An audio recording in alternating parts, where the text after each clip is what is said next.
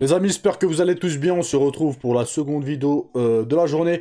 Les gars, on va parler d'Ilian Boafia. J'ai pas vu, là, il a fait une interview chez RMC Sport. On va regarder ça ensemble. Je ne l'ai pas vu, j'ai juste vu le titre. Voilà, je me suis dit, ça risque de vous plaire. Enfin, pour certains. Moi aussi, vu que c'est une interview que je vais regarder, autant la regarder ensemble.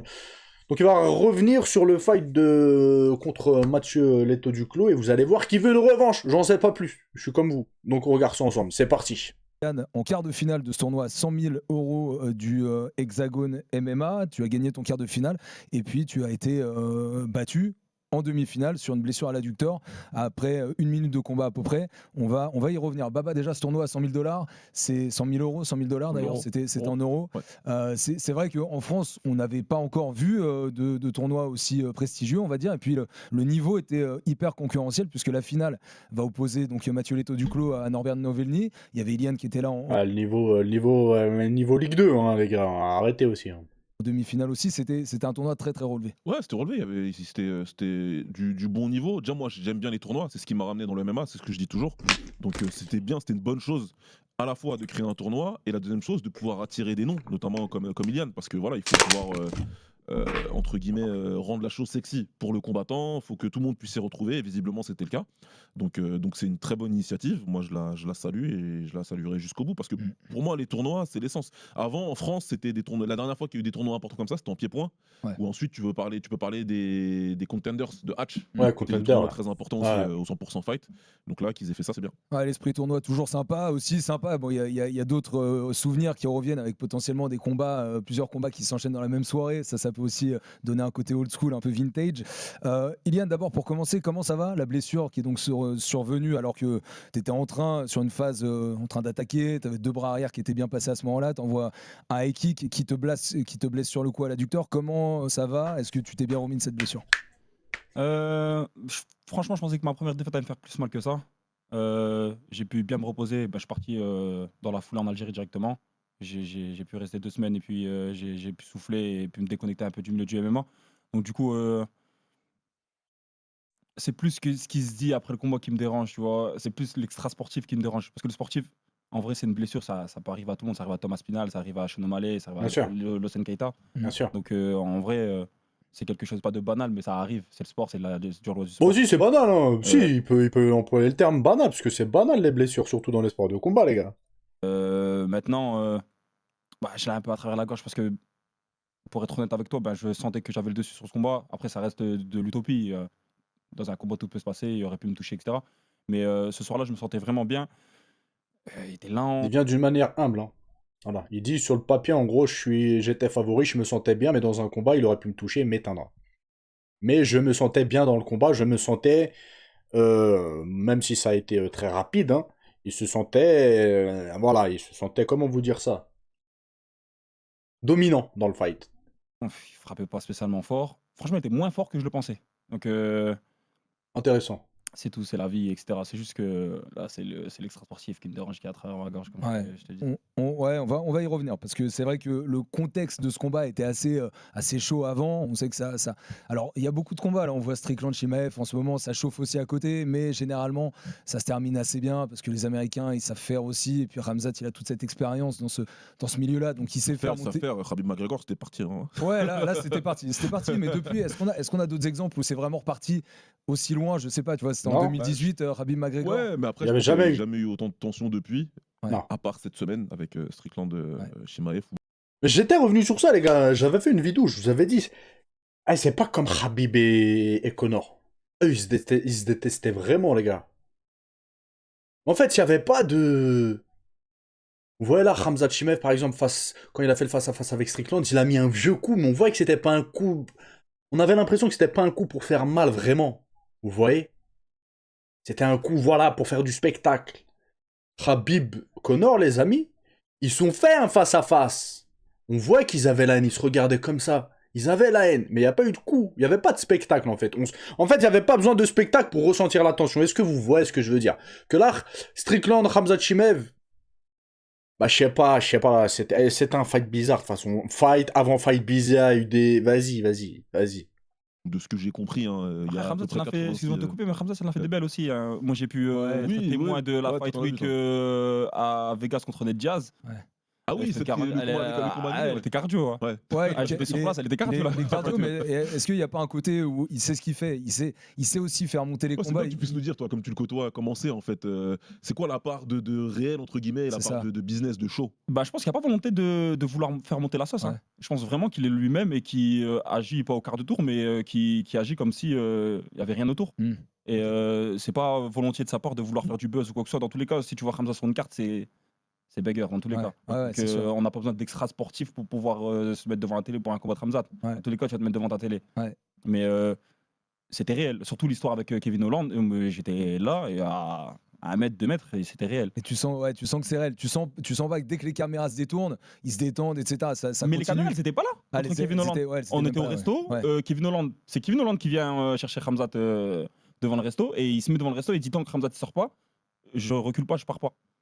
Donc du coup, Ah ouais. le manager de l'époque, il essaie de contenir Khamzat et c'est nous qui sortons et qui disons à Kevin ouais ça sert à rien, etc. Et lui il monte dans les tours, donc ça monte dans les tours, etc. Et puis voilà. Et c'est quelqu'un qui filme avec son téléphone, donc il n'y a même pas de caméra de l'UFC quoi que ce soit d'autre. Ouais, ok. Donc voilà. C'était pas un mec de Kevin Holland qui filmait, c'était quelqu'un qui passait par là. C'est pas prévu, on va dire, comme séquence. Bah, à Vegas, un peu plus. pendant la Fight Week, tu dors dans les casinos. Ouais. C'était le New York, l'hôtel. Ouais. Donc du coup, en fait, avec les fans, t'es mélangé partout. Ouais, c'est sûr. Donc en vrai, Ouais. si tu veux En te cacher, plus, faire un... le New York, c'est celui qui est collé à la T-Mobile Arena, donc Ouais, t'es c'est ça, vraiment exactement. en plein cœur. Ouais, ouais. plein Là, cœur du- on dit pas assez, Kevin Holland, c'est un peu le fou du bus quand même. Là, on le dit au rigolant. Décidément, les bus à l'UFC, faut faire gaffe dès qu'on monte dans un bus. Bon, en tout cas, voilà, c'est. Tu aussi fais ça pour en le référence contexte avec Khabib de- et de- Conor, de quoi. tout ce qui se passe à côté. On revient rapidement sur le sportif, ce qui s'est passé dans la cage. Tu le disais, nous, on travaillait sur l'UFC 327 ce soir-là, donc on le voyait à la télé. On était chaud de voir le combat, on était devant la télé, un peu frustré de pas être au Zénith, et on a été encore plus frustré quand on a vu Baba ce qui s'est passé pendant le combat après cette blessure d'Ilian après 1 minute de combat. Ouais, je me souviens que j'étais en bas, que j'ai couru rapidement en haut pour être prêt pour regarder le main event sur un de nos écrans dans la rédac. Et ouais, il se passe ce qui se passe, donc forcément t'es frustré parce que le combat, on l'attendait, peu importe les raisons pour lesquelles. Je pense qu'il y avait pas mal de gens qui attendaient ce combat-là pour des raisons différentes, en tout cas. Moi, personnellement, c'est ce qui se passait dans la cage qui m'intéressait le plus. Parce que j'arrête pas de le dire à longueur d'émission que les confrontations franco-françaises, c'est ce qui va nous faire grandir en tant que sport dans ce pays. Et quand on a ça, un combat qui arrive à capter un peu l'attention, au passage, je le dis tout de suite, comme ça c'est fait, j'oublie pas, t'es venu accompagné de Zakaria Hamou, qui va faire un combat contre Modibo Diakité. Tu vois, ça, c'est les choses qu'il faut faire. Ouais. Bravo, un grand bravo aux deux combattants. Ce sera chez à Arès début juillet. l'organisateur Arès, aux managers et compagnie, parce que je suis fan et je serai là. Enfin, j'espère. 3 juillet, c'est pas sûr. Ah non, je Baba. suis pas là. Bon, bref. Vu les dates et vu ce qui se passe pas loin. Bref. cette date-là. Donc ceci étant dit, ouais, c'était dommage. Après, pour revenir aussi sur le sportif, on parlait et pour éluder un peu la question, Eliane, tu pourras, je pense, y revenir là-dessus. Tout le monde parlait du high kick et de pourquoi l'envoyer. Moi, mon interprétation, Moi, j'étais revenu sur ça, les gars, je sais pas ce qu'ils vont dire. Et vous savez, à force de vous entraîner, vous avez des automatismes. Il y a certains coups qui peuvent être réflexes, des réflexes. Vous captez? Donc lui, il est pas teubé dans sa tête. S'il sait qu'il est blessé, il va pas utiliser. Vous captez? Après, il peut le faire, mais ce serait assez idiot, hein, voilà. Par contre, niveau automatisme, les gars, il y en a qui disent mais hey, t'as utilisé un high kick, tu sais que t'es blessé. Mais c'est des automatismes. À force de répéter des choses, de répéter, ça devient automatique pour certains trucs. D'accord? Donc moi je pense que son 1-2 high kick, c'est quelque chose qu'il a beaucoup travaillé, qui sent bien, qui fait bien, et que bah là il a rentré 1-2 high kick en fait. Voilà. c'est que c'est un automatisme, parce que tu Voilà. drills des choses quand tu combats. Le kick il est parti tout seul. Qu'est-ce que Bah c'est ouais. toi ton interprétation de si t'étais blessé, pourquoi t'as envoyé un high kick en fait? Bah, en fait, le truc, c'est que les gens ne le savaient pas, mais moi, ma blessure, elle arrive 5 jours avant le combat. Ok. Et genre, je me déchire totalement l'adducteur. Et genre, quand je vais chez le médecin il me dit tu comptes pas aller combattre comme ça. Je dis bah si, j'ai pas le choix. Et moi, j'écris à Younes et il me dit Ilian, c'est le tournoi, c'est mort, tu peux pas repousser la date. Donc, soit on dit non maintenant, soit tu y vas et puis tu serres les dents et puis on verra. Donc du coup, on a pris la décision avec mes frères et mon coin, etc. d'y aller. Mais, Ah faut non, c'est le tournoi, là, 5000 balles, jambes déchirées ou pas déchirées, t'y vas, tu serres les dents, t'y vas. savoir qu'on avait capté un truc de mettre les gants avec lui, donc je le connaissais à peu près. Et je savais qu'il avait peur des coups et qu'il avait peur de ma boxe. Donc il allait forcément reculer. Et dans un combat de MMA, tu recules pas indéfiniment, puisqu'il y a la cage derrière toi au bout d'un moment. Donc du coup, il y a une issue, à droite ou à gauche. Ah, Et j'avais drillé ça. donc en gros, vu que... Ouais, ça dépend, parce que Mathieu, il peut combattre en gaucher aussi. Bon, en gros, en sortant, il le cade, et que dès qu'il sort, bam, il le cade avec un high kick. je crois, high kick, jambe gauche. Donc oui, il avait travaillé ça, en fait. Je le cadre, bam, je le cadre. En fait, il utilise sa boxe pour placer son high kick. Elle touche avec un high kick. Il place sa boxe, 1-2, tac, ça fait reculer Mathieu. Il se désaxe, et s'il se désaxe, il se fait cuire par le high kick. Avec mon coach Eli Kerich, au Japon, parce que j'ai fait là une grosse partie de mon camp au Japon, à Tokyo. Et donc, du coup, le truc, c'était de mettre un high kick en sortie. Ouais. Bah, non seulement je me trompe de jambe, parce que j'envoie le kick gauche, j'arrive pas à le mettre le kick droit, mais ça partout, ça c'est un automatisme, ce qu'on t'a dit. Donc, du coup, voilà. Et en plus, la kick, il touche. Ouais, il touche. La kick, je le mets mal parce que j'ai vu des trucs genre décryptage, genre en fait, il s'est blessé parce que Mathieu a décalé du côté droit au moment où il lance sa jambe. Donc, ce qui fait que Ilian, eh ben, il se déchire son adducteur, c'est grâce à Mathieu. Et donc, du coup, en fait, j'étais déjà blessé. Et quand ma jambe, elle part, je me dis dans ma tête, et donc, du coup, c'est trop tard, j'ai essayé d'arrêter mon high kick. Et du coup, je pense que c'est le fait de vouloir freiner mon high kick qui a vraiment tout arraché, tu vois. Et impossible de continuer. Parce que là, En fait, il a forcé, en fait. Sa jambe, elle est lourde. Il force, donc forcément, ça fait une tension entre la jambe qui est partie et sur son tendon. Là, c'est le tendon. Entre la jambe qui est partie et lui qui force pour retenir la jambe. Donc, clac. Est-ce que vous captez? le coup, je crois que Mathieu bloque, effectivement, mais il n'y a pas d'action de sa part qui va entraîner quelque chose chez il toi. bloque. Ouais, il bloque, c'est vite juste fait. une main, même pas Il y les a- il y deux. a hein, juste c'est juste une une main. main. Ouais, il le prend. Il le prend. Ouais, il bloque légèrement avec une main. Ouais. En tout cas, il n'est pas pris plein pot, mais il n'y a pas d'action de sa part. On avait parlé, par exemple, Joshua Havan contre Pantoja. Mais tu te manges un kick, t'as ta main là, t'as ton gant là. Tu te manges un kick, t'as ton gant là. Ta main, elle est collée à ton visage, tu peux te manger un KO. Hein. Le high kick, il tape ta main, tu peux te manger un KO. Hein. Qui l'envoie un petit peu au sol et qui provoque la chute. Et du coup, là, effectivement, le bras. Bon, il y a une action de sa part, là, il n'y en a pas réellement de Mathieu, mais en tout cas, toujours est-il que la blessure est intervenue. Est-ce que tu regrettes de t'être aligné sur ce combat alors que tu te savais blessé? Non, parce que ça fait partie d'une carrière. C'est des choix. Honnêtement, le fait d'être invaincu, psychologiquement, moi, ça me bloquait beaucoup. Mes frères me le disaient souvent, mon manager me le disait souvent aussi. Le fait de vouloir rester invaincu à chaque fois, à tout prix, ça s'est vu au Dana Contenders l'année dernière. C'est une charge De vouloir psychologique. sécuriser- Quoi. Bon, après, il s'est passé d'autres choses, mais le fait de vouloir sécuriser, de garder son zéro à tout prix, du coup, là, j'ai plus de zéro. Ouais. Donc, comme je disais avec Zakaria plus tôt, 8-1, 8-2, il y a quoi qui change? C'est-à-dire que le prochain combo, ça va me rendre encore plus dangereux. Donc, puisque maintenant, j'ai plus rien à défendre. Juste vouloir gagner, c'est tout. Donc, du coup, je pense que dans ma prise de risque, etc., ça va être une bonne chose. Cependant, c'est plus contre qui je le perds, le zéro, et c'est ça qui me dérange, tu vois. Parce que c'est facile de parler maintenant, etc., mais bon, chaque personne qui connaît un minimum le fight, qui était présent au combat, etc., même ma femme qui était là le soir du combat, elle m'a dit, mais Ilian, pourquoi tu t'es pas relevé? Il avait peur de toi. Tu vois, elle connaît pas le combat, elle sait pas comment ça se passe, elle savait pas que tu pouvais remarcher. Mais elle m'a dit, franchement, si tu avais pu te relever, etc., essayer de tourner le fight. Elle m'a dit, ouais, elle avait peur de toi, enfin, il avait peur de toi, etc. Et en fait, quand j'ai commencé le combat, dès le premier jab, j'ai vu dans sa tête qu'il voulait plus être là. Ouais. Et dans son attitude, etc., je pense que vous connaissez un peu le combat, etc., vous voyez dans son langage corporel que le mec, il veut pas être là. En fait, comme tu as dit tout à l'heure en début d'émission, c'est vrai que le combat démarre bien. On peut faire un parallèle avec ce qui s'est passé entre Aspinall et Gane, tu vois. Où tu sens que le combat démarre bien pour un des deux. Maintenant, c'est le combat, comme tu l'as dit. Et vous êtes des beaux bébés, vous n'êtes pas des 57 kilos, tu vois. Ça tape fort. Il frappe pas. Maintenant, oui, moi je suis pas dans la cage avec lui, ça c'est toi qui peut le dire. Mais tu sais, nous, extérieurement, on se dit, ok, il y en a un qui a peut-être mieux démarré que l'autre.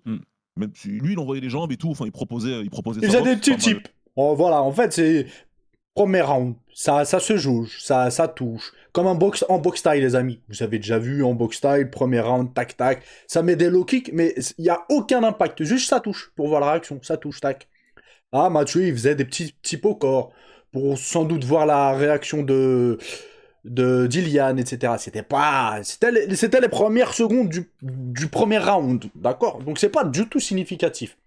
Après, on a senti quand même une différence de puissance. Quand Ilian démarre, on sent la puissance. De toute façon, c'est un mec qui met beaucoup de KO, qui a beaucoup de finitions au premier round.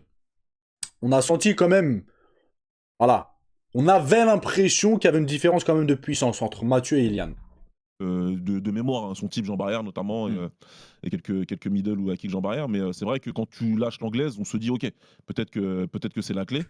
Maintenant, c'est le premier round, donc on se dit bon, on va voir ce qui va se passer. En fait, ça surprend quand ça arrive d'un seul coup comme ça, alors que toi, en tant que public, tu t'es mis dedans en mode ok, là le combat il a démarré, et ils ont pas fait semblant. Tu vois, ils ont se sont tout de suite mis au travail, donc tu es plutôt content en tant qu'observateur. C'est vrai que ça sèche, mais pour doubler sur la question de Charles, Et comme ça va permettre d'être complet par rapport aux remarques qu'il y a eu autour du combat, autour de ta décision.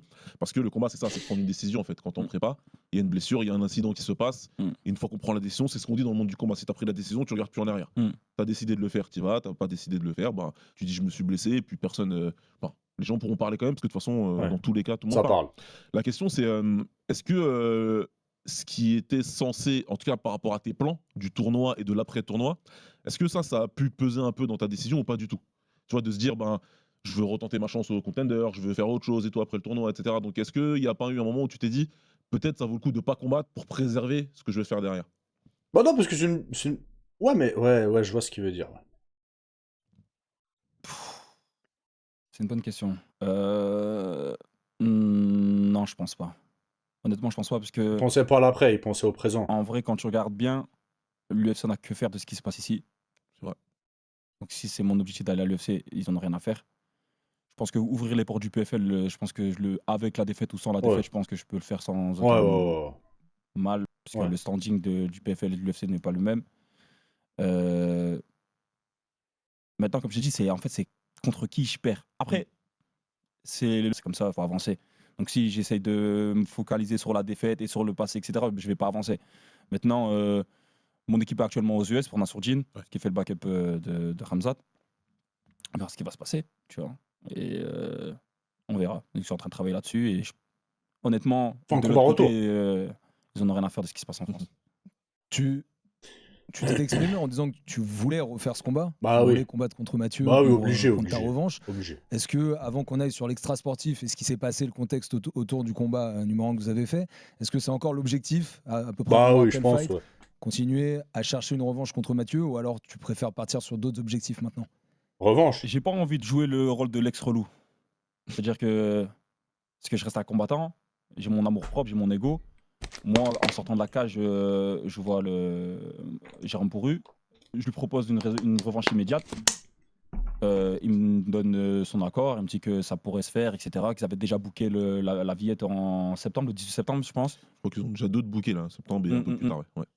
Donc du coup, je dis qu'en septembre, ça pourrait le faire. En plus, surtout que la finale, c'était en juin. Donc ça lui laisse fin juin, juillet, août, début septembre pour se préparer. Donc c'est déjà pas mal. 3 mois, Donc un petit peu on plus de 3 a mois. notre accord, etc. Et donc du coup, moi je me dis, ben top, nickel. Donc on revient à la blessure. Après, on commence notre camp et puis top. Et ben, je vois qu'il y a des sorties médiatiques en mode ouais, tout compte fait, ben, en vrai, nous, Ilian, une revanche, ça ne nous intéresse pas. Ce que je le comprends, c'est smart de leur part en vrai. Parce qu'ils savent ce qui va se passer. Et Non, à sa ça, place, personne moi-même, peut savoir. j'aurais pas accepté le combat, tu vois, j'aurais pas accepté la revanche. Maintenant, je sais pas, je suis pas dans sa team, je sais pas c'est quoi ses plans, etc. Très honnêtement, je pense pas qu'il va remporter la finale. Après, ça reste du MMA, etc. Mais je pense quand même Je pense pas non plus, ouais. légèrement supérieur. Finalement, Ouais, je 12 pense, juin ouais. à Lyon contre Novelny. Ouais. En tout Donc, cas, du il coup, est pas je me dis, favori. ben, Mathieu, je pense pas qu'il soit favori. D'accord, pour cette finale-là. Et je pense très probablement qu'il risque de perdre. il fait la finale, ça se passe pas bien pour lui, il reste champion d'organisation, on règle ça en septembre pour la ceinture en 5 rounds, et top, tu vois, tout le monde est content, et il y a de l'attente pour le combat, je pense que tout le monde veut voir ce combat aujourd'hui, je vois Ah la oui. revanche et voir le réel dénouement. de Ah, cette- c'est simple, c'est le fight franco-français que je veux le plus voir, moi, les gars. Voilà, c'est celui-là, c'est Eliane Boafia contre Mathieu Leto Duclos, les gars. Donc, il y en a pas d'autres. Il y en a pas d'autres. Actuellement. Au moins, il est plus fort que pour le premier là. Ouais. Et après, Baki Zebo. Un petit Baki Zebo serait pas mal aussi. Clairement. Et ben, apparemment, aux dernières nouvelles, c'est pas dans les priorités de l'organisation de vouloir faire la revanche. Et c'est absolument pas dans les priorités non plus du camp de Mathieu de vouloir faire la revanche, dû au danger et à ce que je lui réserve. Donc je les comprends. Et puis voilà, c'est tout. Hein. Ouais, parce que de toute façon, ça laissait des ouvertures. Parce que Mathieu Leto Duclos, il était champion. Même s'il avait perdu contre toi, il serait resté champion de l'organisation. Bah oui. En Oui, moins dans de le tournoi, les 84. combats n'étaient Donc, pas. voilà, ouais. le tournoi n'était pas Indépendant, la en fait. ceinture qui était la sienne au moment et qui est encore la sienne. Mais au moment où vous avez combattu. Faut le dire, c'est vrai que ce combat, et c'est aussi pour ça que tu es là, hein, pour parler de tout ce qu'il y avait autour. Baba, c'est un combat qui était sous tension.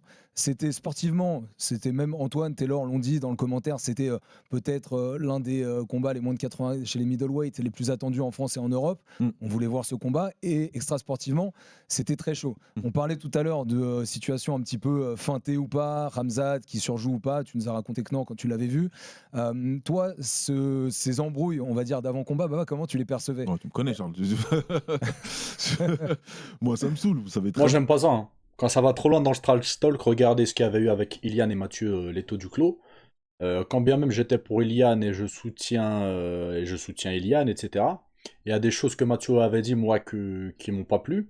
J'en ai pas parlé parce que ça va trop loin. D'accord? Faut pas oublier que ça reste que du sport. Et ça va trop loin. Donc ce serait bien qu'il y ait du trash talk si vous voulez, mais que ça dépasse pas les limites, quoi. Bien, je dis toujours, le trash talk en général, je suis pas hyper client. Après, il y a des trucs qui sont un peu plus drôles, on va dire, ou quoi. Moi, j'étais à Lille. Il se trouve que j'étais à Lille pour le premier combat d'Ilian, le quart de finale, donc. Je l'ai commenté en bord de cage avec Antoine. Donc, moi, je peux te dire que la tension, après, dans la cage, elle était réelle, puisque j'étais là. Donc, je l'ai ressenti. Et c'est ce qui m'a d'ailleurs mis, entre guillemets, mal à l'aise. Je dis, ok, non, c'est chaud, tu vois. Là, les mecs, il y a un vrai problème. Et c'est un problème qui dépasse largement le cadre du sport. Et c'est le plus gros problème qu'on a dans ce pays aujourd'hui. Donc, très clairement, oui, tu sens ça.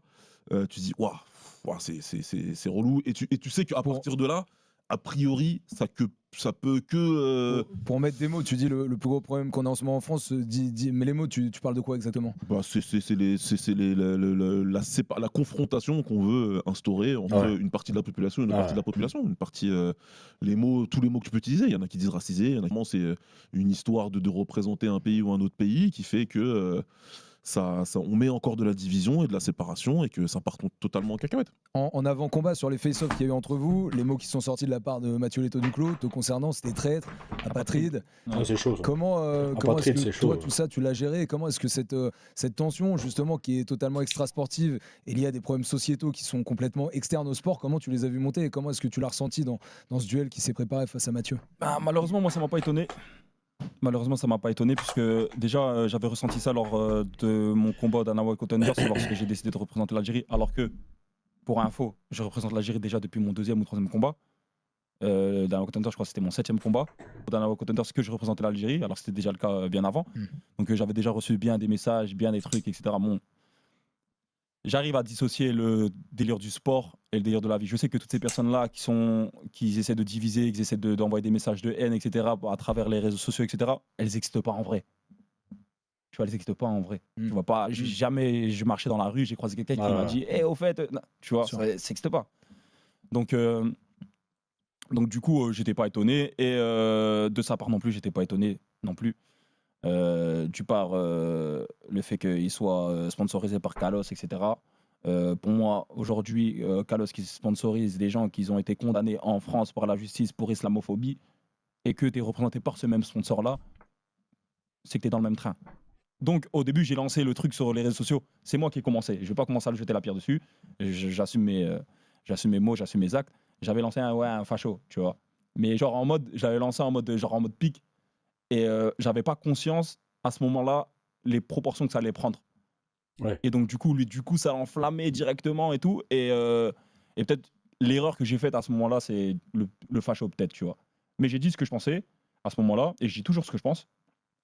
Qu'on m'aime ou qu'on m'aime pas, c'est comme ça. Et donc du coup après lui il est parti dans les tours de patrie, de tu m'as tourné le dos, etc. J'ai jamais été son ami à ce mec-là. Genre il est venu faire une vidéo avec. C'est vrai ça, les gars. T'es un traître. Je sais pas quoi. Jamais compris de quoi il parlait en fait. Je le connais pas, Mathieu, mais si je le connaissais, je lui aurais posé la question. Mais de quoi tu parles en fait? Parce que tu dis des choses, mais on comprend pas de quoi tu parles. De traite, il l'a trahi, de trahison. De quoi tu parles en fait? Vous captez? Parce qu'il semblerait, bah, comme il dit là, ils ont fait qu'une vidéo ensemble. Donc ce serait bien qu'il nous explique de quoi il parle. Parce que quand on les écoute, on dirait que c'est des frères en fait. Mon frère à l'époque Soeb pour karaté Bushido et j'étais même pas au courant et Soeb m'a mis au courant genre 45 minutes avant la mise de camp. J'étais sur mon canapé en train de manger du chocolat, etc. Ça m'a appelé, m'a dit ouais, il y a du clos à la salle, ça te dirait de mettre les gants avec lui. J'ai dit ok, j'arrive et je suis parti mettre les gants. Et c'est la seule fois de ma vie où je l'ai vu, où je l'ai croisé, où on a discuté. Baba, tu sais comment on est, etc. Notre famille aujourd'hui, on répulse personne, on est accueillant, on a un sourire, on est des mecs du Nord, quoi, tu vois, on est des mecs simples. Et donc, du coup, on l'a accueilli comme ça, comme un mec lambda, comme tout le monde. Et lui, je pense qu'il a dû prendre ça pour de la fraternité. Et il a dû croire après ça qu'on était amis. Et donc, du coup, après, il a dit, je vais tourner le dos, etc. Donc, c'est pour ça qu'en fait, j'étais dans l'incompréhension totale.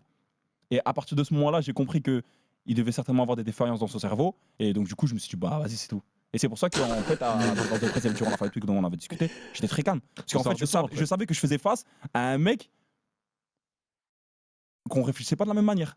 Et que je savais que si je commençais à vouloir rentrer, à essayer de comprendre ce qu'il y avait dans sa tête, bah, ça allait peut-être m'énerver ou me déstabiliser. Donc j'ai préféré de rester en retrait et puis voilà. En fait, c'est surtout qu'ensuite, ça dépasse un peu. Il n'y a pas beaucoup de moments, malheureusement, même si on le voudrait, où le MMA, il arrive à dépasser le cadre Sportif. des médias spécialisés. Parce que nous sommes. Ah.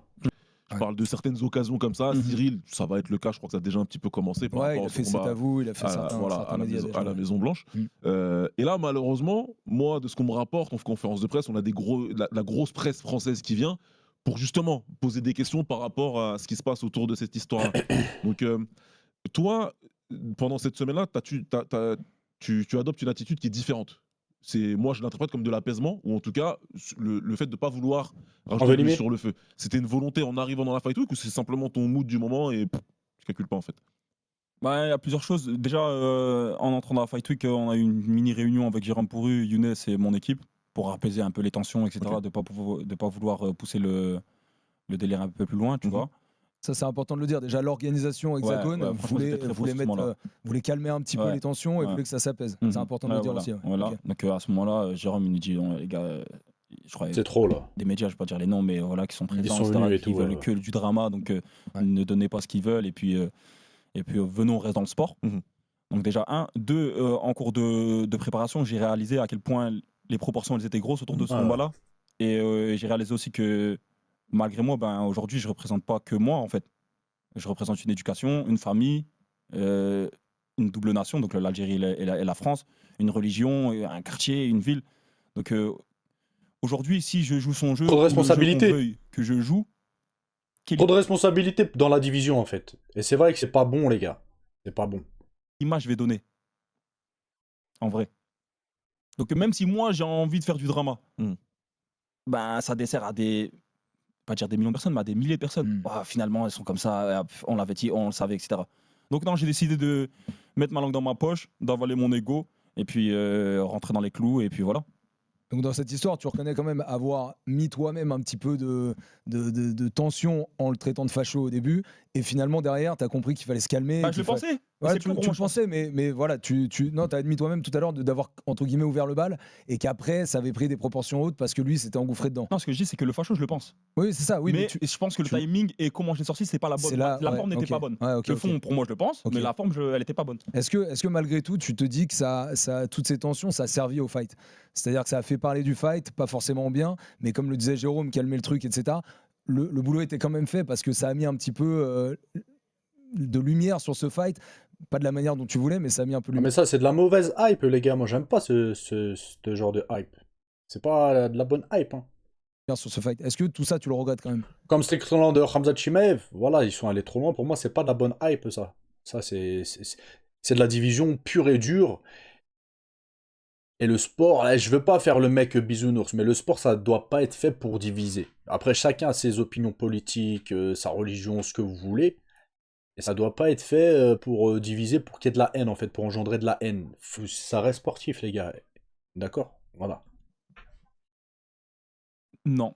Non. Je pense pas avoir été irrespectueux ou avoir fait de grosses frasques sur lesquelles on peut me reprocher, mis à part ce que je viens de m'expliquer. Ouais. Et comme j'ai dit, pour moi, la forme n'était pas bonne. Et à partir du moment où moi je l'admets, ben, Ouais. c'est tout. Ouais. Mais à part ça, non, je pense pas avoir fait quelque chose d'irrespectueux ou quoi que ce soit d'autre.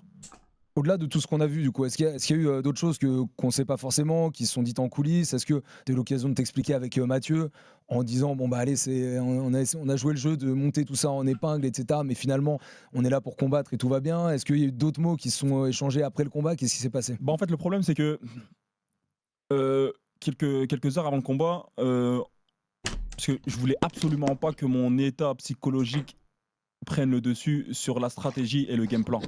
Et donc, je voulais pas faire d'erreurs et que mes émotions Faire une prennent le Khamzat. dessus. Voilà, exactement. Contre Gilbert Burns. Donc, du coup, je voulais absolument pas. Et moi, je suis quelqu'un d'émotif en plus, donc je me suis dit non, c'est vraiment. En fait, j'ai pas envie de me combattre moi-même. C'est quelque chose que Nassourdine, par exemple, avait un peu vécu contre Buckley à l'époque, Ouais. où les Ouais, émotions ouais, avaient été très ouais, présentes. Et ouais. justement, comme vous avez le même manager, Ouais, vous êtes de la ouais, même, voilà, c'est même ça. écurie, on va dire, c'est c'est un peu ça. ce qu'il avait vécu. Voilà, c'est ça. Ben, en plus, Nas, il vient dans le vestiaire avant le combat et il me donne quelques conseils, etc. Et il faut que je suis bien dans ma tête. Donc, du coup, voilà. Et donc, du coup, moi, au début, je me dis, bah, c'est pas grave, peut-être Au final, généralement, quand ça se passe comme ça, il y a le dénouement sportif. Et après, on oublie, on serre la main et puis tout le monde rentre chez soi, avec ou sans la victoire. Mais voilà, et ça termine comme ça. Mais malheureusement, dans ce cas-là, ça s'est pas passé comme ça. Parce que ben, moi, quand je me blesse, je suis déjà archi frustré. Archi frustré, archi dégoûté. Dieu merci, avec mes frères avec moi à ce moment-là, qu'ils ont pu me soutenir, etc. Donc du coup, on est resté jusqu'au bout. On n'a pas fait de gros ébats, genre en mode on n'accepte pas, nanani, nanana. On est resté jusqu'à la décision. Mhm. Chose que je pense que si mes frères n'étaient pas là, je l'aurais pas fait. Je pense que je serais resté au vestiaire directement. Je serais rentré au vestiaire directement. Et c'est ce que Jérôme Pourru à ce moment-là me disait du genre tu veux rentrer, si tu veux rentrer, rentre. Je suis resté jusqu'au bout. Digne. Il a gagné, puisque aujourd'hui il y a un vert sur son tapologie et moi j'ai un rouge. Mm. Donc du coup il a gagné malgré la défaite. Ah, j'ai juste à préciser que moi le lendemain quand je me réveille et que je vais sur tapologie, je vois Luz TKO. C'est qu'il y Ouais, a- t'es KO, ouais. Alors là j'ai le tapologie, c'est Leg Enjoy Ouais, maintenant. donc tant mieux. Donc Ça a ils ont- été, après, ouais, ok. Younes a pu, Younes et Elise ils ont pu modifier la donne, donc du coup, là, tant mieux. Bah, regarde, moi, je vais te poser une question. Fernand te le fait. Je vais te poser la question. Ouais, vas-y, je suis Bonne prêt cette ref. fois. Je vais te poser la question. Aujourd'hui, Ouais. t'es patron de chez Hexagone MMA. Mm. Il se passe ce qui se passe là avec le dénouement de la blessure de Mathieu, entre Mathieu et moi. T'as le Zénith de la Villette booké le 18 septembre. Combat retour direct. T'as l'occasion et l'opportunité de pouvoir faire une revanche Ah oui, direct. pour une ceinture en 5 rounds. Oui, non, mais c'est évident. Tu sautes dessus ou pas? Oui, Ah c'est ouais. évident. Je pense que Ah tous ouais. ceux qui nous écoutent répondront la même chose. Que c'est, comme le disent si bien les Américains, unfinished business. Mm. Mathieu, il a gagné. Il a le vert sur son palmarès. Félicitations à Mathieu d'ailleurs, parce qu'il a fait son taf. Mm. Il est venu dans la cage, il était prêt Ouais. pour un combat. Le dénouement, c'est pas son problème en fait. Mm. Et dans le sens inverse, tu dirais la même chose. C'est Mm. pas, c'est Ouais, pas ouais, un bien problème, tu vois. Donc lui, il a fait son job. Et il n'y a rien à dire de ce côté-là.